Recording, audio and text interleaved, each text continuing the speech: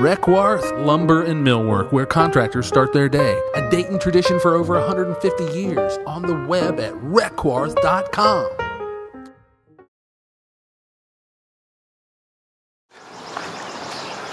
It's crazy to me. I mean, the quality of the houses here and How much does urban fear play into all of it?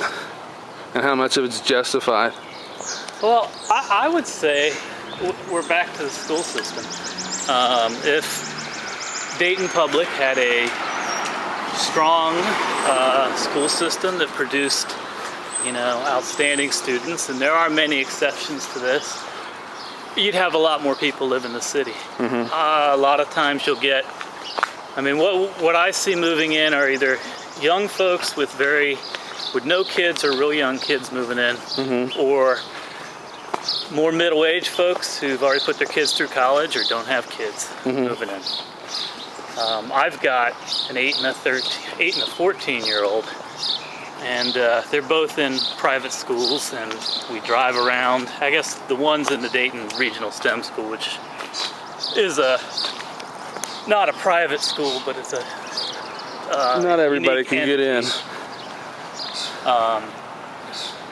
It's open to the public with it's qualifications. A lottery and qualified. Well, this is Julienne, which is the former Julienne Girls High School. It also served as Stivers School for the Arts for a couple years. Dayton Christian, forgot about that. 25 years. So this is a long-standing piece of architecture. You're looking at the backside of the rectory or convent. This, when it was Julienne. Is that all stained? There's stained glass in that plywood there? There is. Okay. Some of it was removed from DPS and is supposed to be in storage. That's the chapel. Okay. It has a phenomenal box beam coffered ceiling, had marble floors, stained glass windows. Oh, wow. When it was the Julienne Girls School, the students were not allowed in there. That was only for the nuns and the priests. This was where the nuns lived, and when it was Dayton Christian, it was the grade school. Yeah. Stivers used it. They had art classes. When Stivers was here and you'd walk around, it was a neat mix, because you'd walk past and you'd hear jazz coming out of one room. You'd hear, classical coming out of another. There'd be dancing and like a little utopia. Both of these buildings are built around central courtyards. Okay.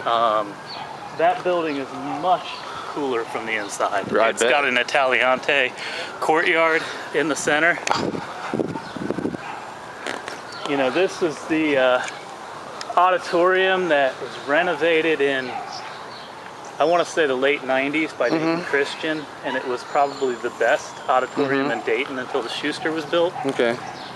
Now it's just sitting there. Fully capable of hosting someone like a John Prine or you can tell up here, let me go back, there's some minor vandalism. Looks like someone might have climbed in a window. This has been vacant. We got lights still on too. 2007? Now. And wow. We're getting some of the first vandalism to the building. Yeah. This is a recent occurrence, and it's probably about 2 weeks ago. What do you explain, or have you ever talked to kids who are what goes to explain vandalism? Just, do they figure that hey, if we're not going to take care of it, we're not going to take care of it either, or what? I don't think there's any thought involved in it. I think it's more of hey, this sounds fun.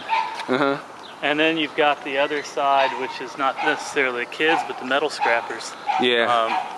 With copper and brass. Sure, they got a whole incentive to pay their bills. I had to cut out some plumbing, and it was brass, and I couldn't believe what it was worth. Yeah. Wow.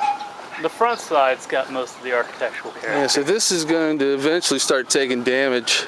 And this is the gymnasium. You're like in the yeah, so the wood on here is probably taking damage from the water getting in there. That's just a hallway. Oh, is it? Not even in the gym yet. But either way, they could plywood that. They did secure the door finally, and in Dayton's Publix, kudos.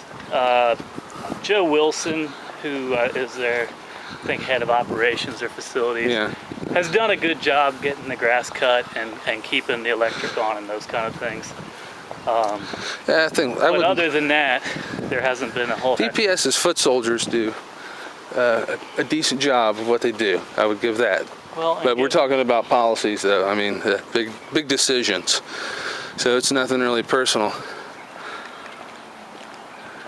Yeah. Wow, look at the The limestone. leaded glass on there. There's quite a few beautiful leaded glass windows on the interior. There were, brass newel posts. Nice lighting fixtures.